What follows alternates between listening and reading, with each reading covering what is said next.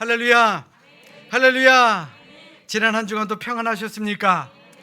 어린이날 또 휴일 연휴 잘 보내셨습니까? 지난주 여러분들에게 말씀을 통해 우리의 가정이 참으로 소중하다라는 말씀을 드렸습니다. 그런데 오늘 여기 한 가지 덧붙일 말씀입니다. 말씀이 있습니다. 우리의 가정은 어느 누가, 내가 아닌 어느 누가 평안함으로 이끌어가지 않는다라는 말씀 여러분들에게 드리고 싶습니다. 다시 말해서 이 자리에 있는 우리가 나의 가정을 잘 지키고 행복함으로 이끌어가는 것, 그것이야말로 오늘을 사는 우리에게 주신 하나님의 지상 명령임을 다시 한번 기억할 수 있기를 주님의 이름으로 간절히 축원합니다. 자, 우리 옆에 있는 분들과 이렇게 인사하겠습니다. 행복은 다른 곳에 있는 것이 아닙니다. 자, 우리 다시 한번 인사할까요? 우리 스스로가 행복한 가정을 만들어 갑시다. 그래요. 세상 어느 누가, 내가 아닌 어느 누가, 또 세상 어떤 곳도 우리의 가정을 행복으로 이끌어주지 않는다라는 사실 기억하시고, 우리 가정의 달 5월뿐만 아니라 우리가 살아 숨쉬는 동안 행복한 가정을 만드는데 최선을 다하는 우리 모두가 되시기를 주님의 이름으로 간절히 축원합니다. 오늘은 어버이주일입니다. 그래서 부모님이 위대한 이유, 아마 우리는 강조를 해도 지나치지 않을 것입니다. 우리의 부모님이 위대한 이유가 무엇입니까? 우리 자녀들에 대한 무한한 헌신 때문이 아닌가 생각하게 됩니다. 그래서 이런 말이 있잖아요. 하나님이 너무 바쁘셔서 어머니를 보내주셨다라는 말입니다. 그런데 이런 부모님도 자식들 앞에서 보여주고 싶지 않은 것, 또 하고 싶지 않은 말, 그런 것이 있다 그럽니다.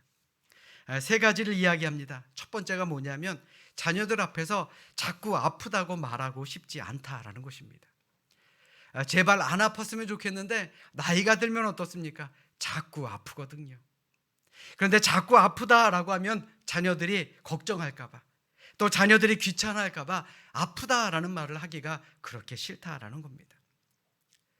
두 번째 하기 싫은 말은요, 외롭다는 말이라 그럽니다. 사실 부모님들도 외롭죠. 혹은 혼자 되신 분들은 더 외로울 것입니다. 단지 내색을 안 하실 뿐이죠. 자녀들이 아무리 많아도 외로운 건 외로운 것 아니겠습니까? 그럼에도 외롭다라는 말씀을 안 하시는 것은 자녀들이 걱정할까 봐라는 것입니다.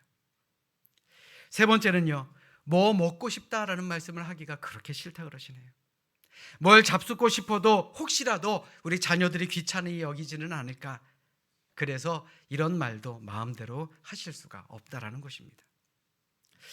이렇게 세 가지 하고 싶지 않은 말, 그리고 조심스러운 말이라 그러는데 이게 우리 부모님들의 마음 아니겠습니까? 사실 우리도 마찬가지잖아요.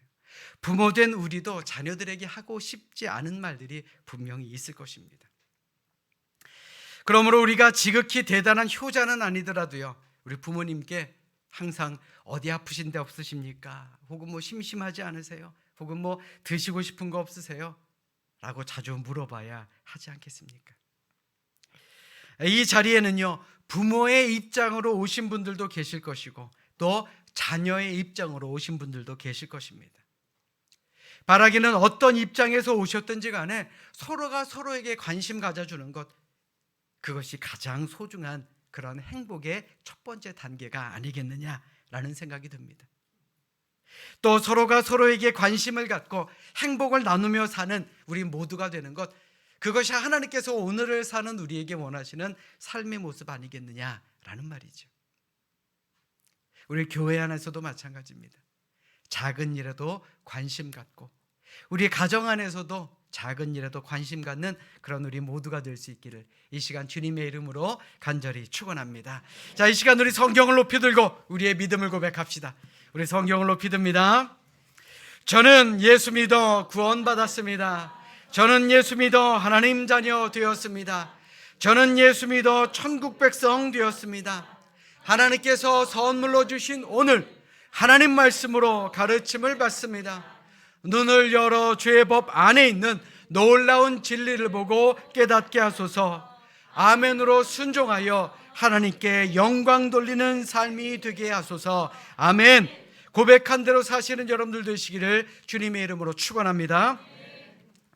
우리가 지금까지 살아오면서 들었고 또 기억하는 하나님의 모든 계명은 크게 두 가지로 나뉩니다. 첫 번째는 뭐냐? 바로 하나님 사랑입니다. 그리고 두 번째는요, 바로 이웃 사랑. 이것에 하나님의 모든 말씀이 귀결되게 됩니다.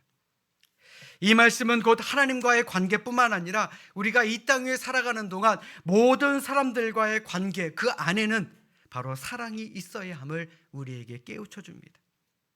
상대방을 사랑의 동기로, 사랑의 마음으로 대해야 된다라는 말입니다. 우리가 하나님을 사랑하는 것만큼 내 이웃도 사랑하는 것, 그것이 새로운 계명 아니겠느냐라는 말입니다. 그런데 사람과의 관계 속에서 가장 우선시되는 관계가 있습니다. 바로 부모와 자녀의 관계입니다. 성경은 자녀들이 부모를 어떻게 대해야 할지에 대해서 잘 말씀하고 있습니다. 한마디로 말하면요, 네 부모를 공경하라입니다. 한번 10계명을 한번 생각해 봅시다. 첫 번째 계명서부터요, 네 번째 계명까지는요, 하나님과 사람과의 관계에 관한 계명입니다. 하나님을 사랑하고 또 이 우상을 만들지 말고 하나님을 업신여기지 말라라는 것. 그리고 다섯 번째 계명부터 마지막 계명까지는 사람과 사람 사이에서 지켜야 될 계명인데 그중 첫 번째 계명이 무엇입니까? 바로 네 부모를 공경하라입니다. 네 부모를 공경하라. 그리고 우리가 읽은 성경에서는 이에 대한 부연 설명이 붙게 됩니다. 네 부모를 공경하라. 그리하면 네 하나님 여호와가 내게 준 땅에서 내 생명이 길리라. 아멘. 사실 우리 자녀들이 부모를 대할 때는요, 내가 오늘부터 부모님을 공경해야지, 그런 결단을 하고 대하는 자녀들이 참으로 없습니다. 상황에 따라서 내가 할 수 있는 만큼만 부모를 대할 때가 많다라는 것입니다. 그런데 하나님께서 자녀된 우리들에게 부모를 공경하라 라고 분명하게 말씀하시는 것은, 부모는 당연히 자녀들의 공경의 대상, 존경받을 대상이다 라고 말씀하고 있기 때문에 그렇습니다. 하나님이 부모 공경에 대해서 강조하신 이유가 무엇입니까? 부모님의 자녀들을 향한 그 이해할 수 없는 사랑과 헌신, 그 안에는 하나님의 모습, 우리를 사랑하시는 하나님의 모습이 투영되어 있기 때문에 그렇습니다. 쉽게 말해 부모가 자녀를 사랑하는 것만큼 내가 너희를 사랑하고 있으니 부모님에 대한 공경은 부모님을 우리에게 허락하신 하나님에 대한 감사와 사랑의 표현이 된다라는 말입니다. 여러분들 부모님을 사랑하십니까? 왜 아멘이 없어요? 사랑하십니까? 그거보다 더 많이 하나님을 사랑하시길 바랍니다. 하나님을 사랑하십니까? 그것만큼 여러분들의 부모님을 사랑하시기를 주님의 이름으로 간절히 축원합니다. 오늘 어버이 주일 예배를 드리며 오늘 말씀을 통해 하나님께서 우리에게 보내주신 우리의 부모님이 과연 어떤 분이셨는지 한번 생각해 보시고 한번 나누어 볼 수 있기를 바랍니다.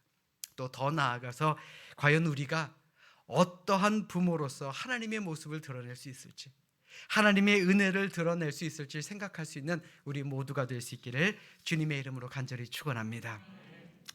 오늘 우리가 읽은 말씀을 살펴보면 예수님께서 두로와 시돈 지방으로 들어가셨을 때에 놀라운 일이 일어나게 됩니다. 한 가나안 여자가 예수님을 찾아왔다라고 우리가 읽은 성경은 말하고 있습니다. 마가복음 7장 26절의 말씀에 보시면 같은 사건을 기록해 놓고 있는데 이 가나안 여인을 뭐라고 소개하느냐? 헬라인이요 수르보니게 족속이다 라고 소개하고 있습니다. 가나안 여자이자 헬라인 여자이고 수르보니게 족속이다 라고 소개하고 있다는 것입니다. 성경에서 이 여인의 출신을 표시한 이유는 혈통적으로는 저주받은 함의 후손인 가나안 족속으로 태어난 여자이며, 또 지역적으로는 오래전부터 하나님의 저주 아래에 있었던 땅의 출신이고, 그리고 현재는 하나님의 선민, 선택된 민족인 이스라엘 백성들과 원수 관계에 있는 이방인 여자다라고 하는 것을 알려주기 위함입니다. 그러니까 예수님을 찾아온 이 여인은요, 유대인이 아닐 뿐만 아니라 유대인이 천시하던 이방인의 어머니였다라는 말입니다. 그런데 그 여인이 예수님을 찾아와 어떤 행동을 하게 됩니까? 오늘 본문 22절 말씀 우리 한 목소리로 같이 읽도록 하겠습니다. 우리 함께 읽습니다. 시작. 가난한 여자 하나가 그 지경에서 나와서 소리질러 이르되 주 다윗의 자손이여 나를 불쌍히 여기소서 내 딸이 흉악하게 귀신 들렸나이다 하되. 아멘. 이 가나안 여인이 예수님을 찾은 데는 분명한 이유가 있습니다. 바로 자신의 딸이 흉악한 귀신에 들렸기 때문에 그렇습니다. 성경에서는 어떤 귀신이다라고 명확하게 이야기하지는 않습니다. 그러나 고통당한 것만은 사실입니다. 그러므로 이 이방 여인은 한 여자의 모습으로 예수님을 찾아온 것이 아니라 고통받는 한 아이의 엄마로 이 예수님을 찾아오게 되었다라는 것이죠. 여러분들 잘 들으십시오. 부모님은 자식의 모습이 아무리 못났다 할지라도 그 자식을 무시하는 법이 없습니다.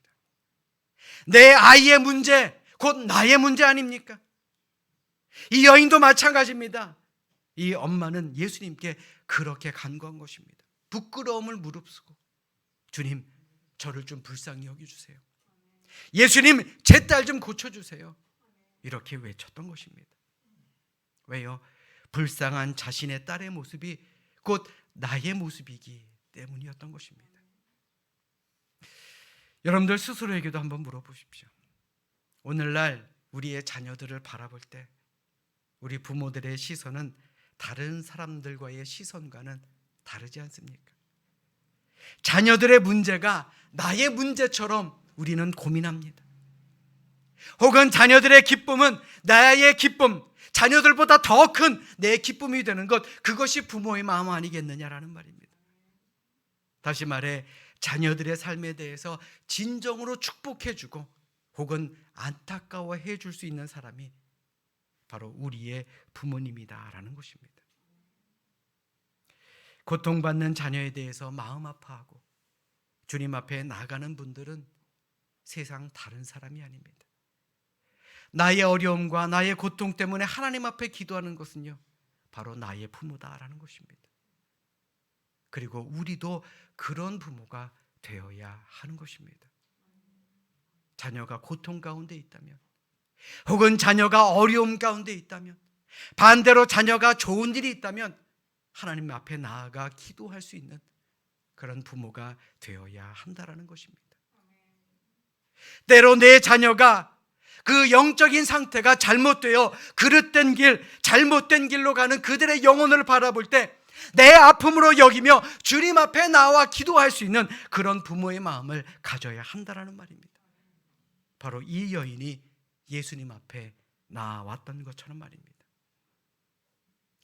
자녀를 위해 주님께 나오는 것, 그것이 바로 우리 부모의 모습 아니겠습니까? 그렇다면 여러분들은 어떤 마음으로 이 예배 자리에 오셨습니까?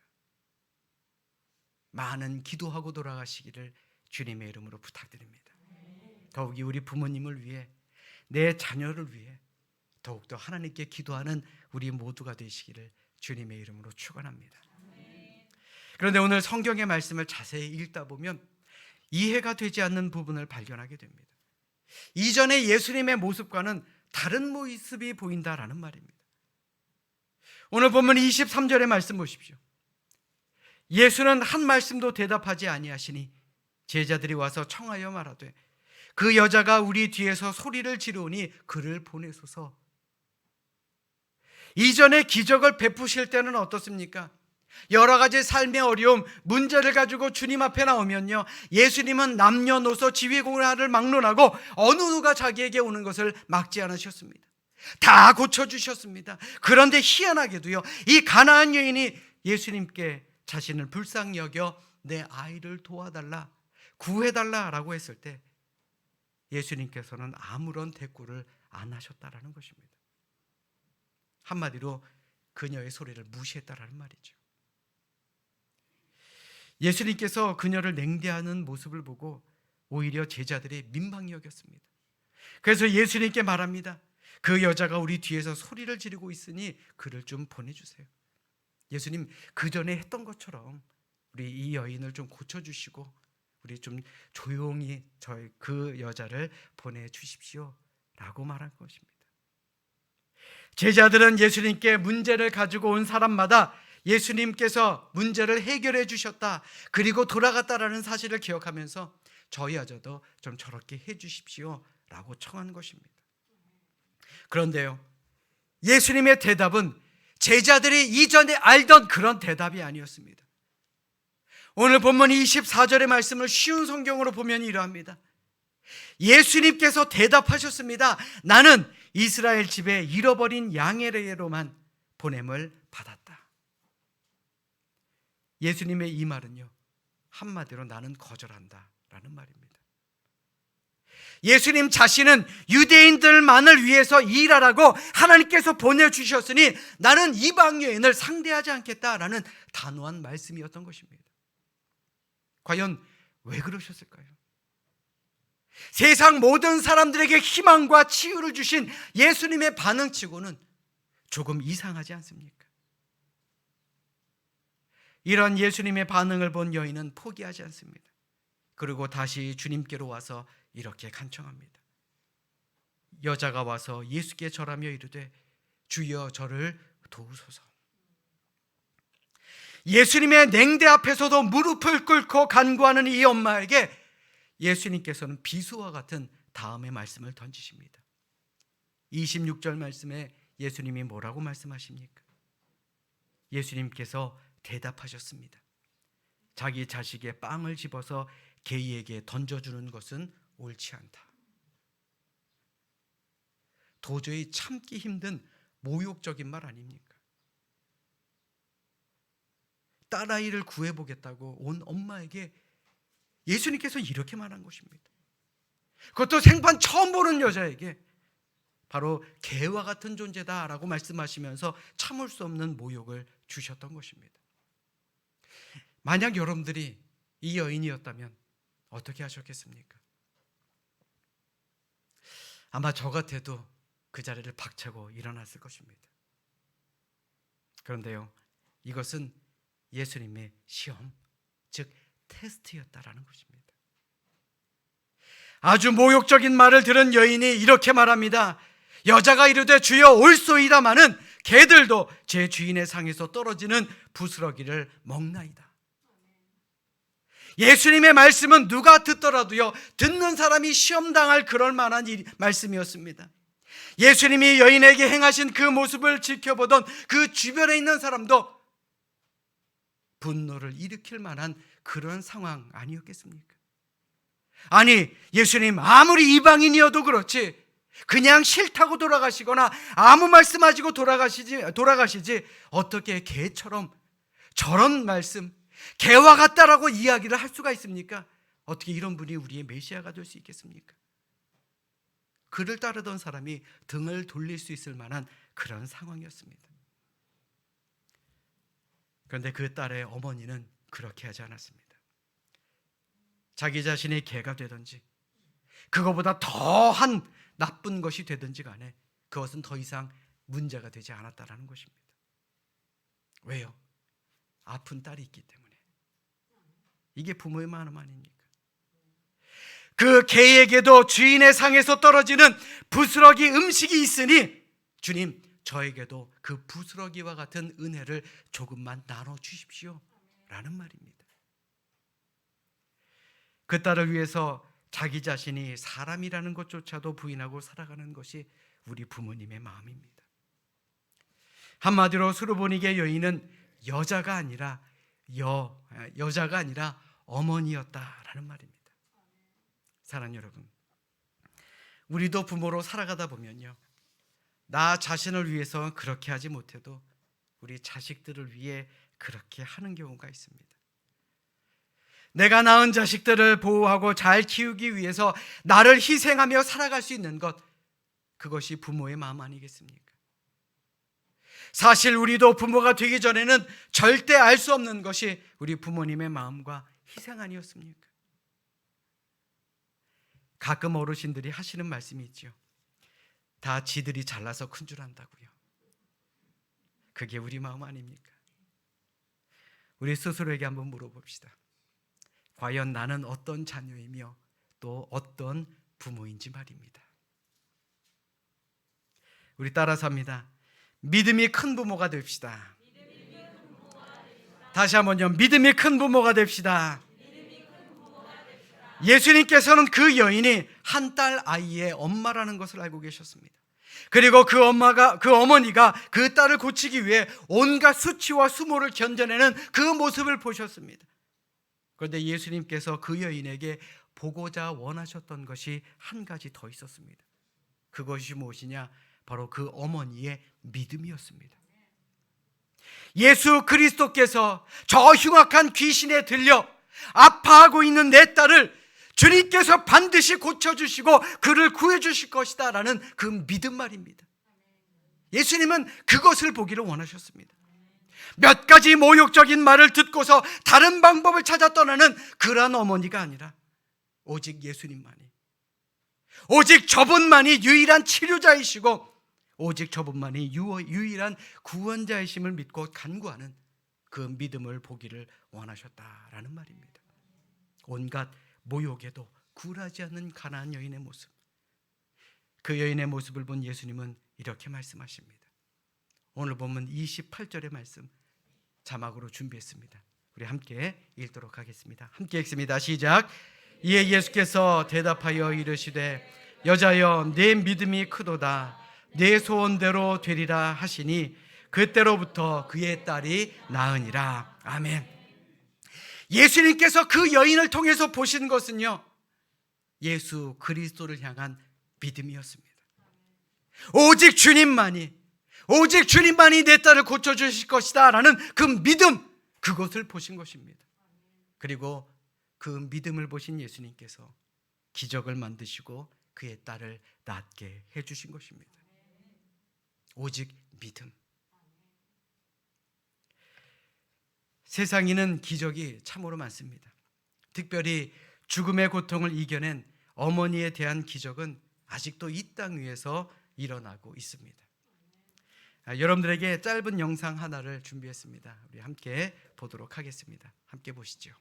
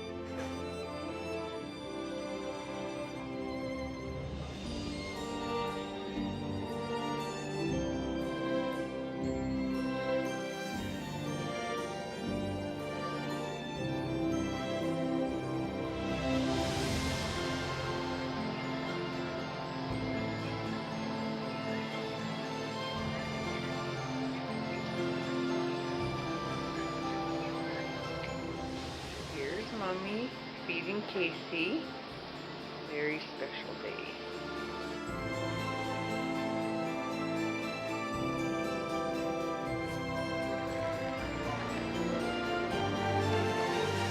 And here's Holly with the magic. Holy whoa. And the crash. Boom. You're just gonna try and lift your bum up. Yep. Ready? 1, 2, 3, up. So cold. Look at that. Now you straight up. Ollie.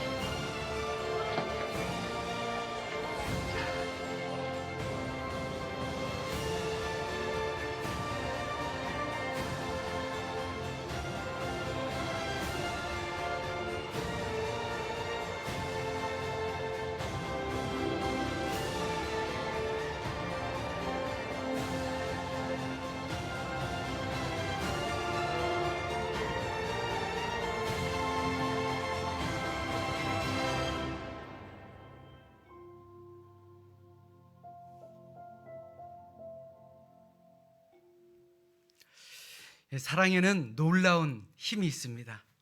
놀라운 능력이 있습니다. 그리고 그 사랑이 때로 기적을 만들어 내기도 합니다. 지금도 놀라운 사랑의 기적을 경험할 때가 있습니다. 그런데요, 예수님께서는 그 사랑 위에 한 가지를 더 원하십니다. 바로 한 가나안 여인이 자신의 아픈 딸을 향한 그 사랑이 아이를 고친 것이 아니고요, 예수 그리스도를 향한 그 여인의 믿음이 자신의 아이를 고쳤다라는 사실 말입니다. 여러분들 잘 들으십시오. 세상 모든 부모들이 자기의 자녀를 사랑합니다. 그러나 세상 모든 부모가 예수 그리스도를 믿는 그 믿음으로 자기의 자녀를 사랑하지는 않습니다. 그렇다면 우리 부모들의 모습을 통해서 하나님께서 진정으로 보기를 원하시는 것이 무엇이겠습니까? 내가 사랑하는 우리의 자녀들, 그들의 구원이 세상에 있는 것이 아니라, 사람에게 있는 것이 아니라 오직 예수 그리스도에게 있다, 그 믿음을 심어주기를 원하는 것 아니겠습니까? 지금도 믿음의 자리, 구원의 자리에서 멀어져 있는 우리들의 자녀들을 향한 하나님의 말씀이자 하나님의 마음 아니겠느냐라는 말입니다. 사랑하는 여러분, 하나님께서 원하시는 부모는요, 자신의 육적인 삶뿐만 아니라 영적인 삶까지도 돌보기를 원하는 그런 부모가 되기를 원하십니다. 자녀는 부모님을 공경하기로 다짐하며 사랑할 수 있고, 또 부모는 자녀를 육신적인 책임뿐만 아니라 영적인 믿음까지도 책임지고 양육함으로 말미암아 우리 모든 성도들의 가정이 정말 하나님께서 원하시는 그런 믿음의 가정이 될 수 있기를 주님의 이름으로 간절히 축원합니다. 그러므로 이 5월 가정의 달을 보내는 우리 모두가, 우리 자녀든 부모이든 우리 모두 그리스도 안에서 모든 이들에게 영적으로 힘이 되어주고 영적으로 양육할 수 있는 우리 믿음의 자녀, 믿음의 부모로 성장하는 우리 귀한 은혜가 여러분들 가정에 함께 하시기를 주님의 이름으로 간절히 축원합니다. 축원합니다. 우리 함께 기도하겠습니다.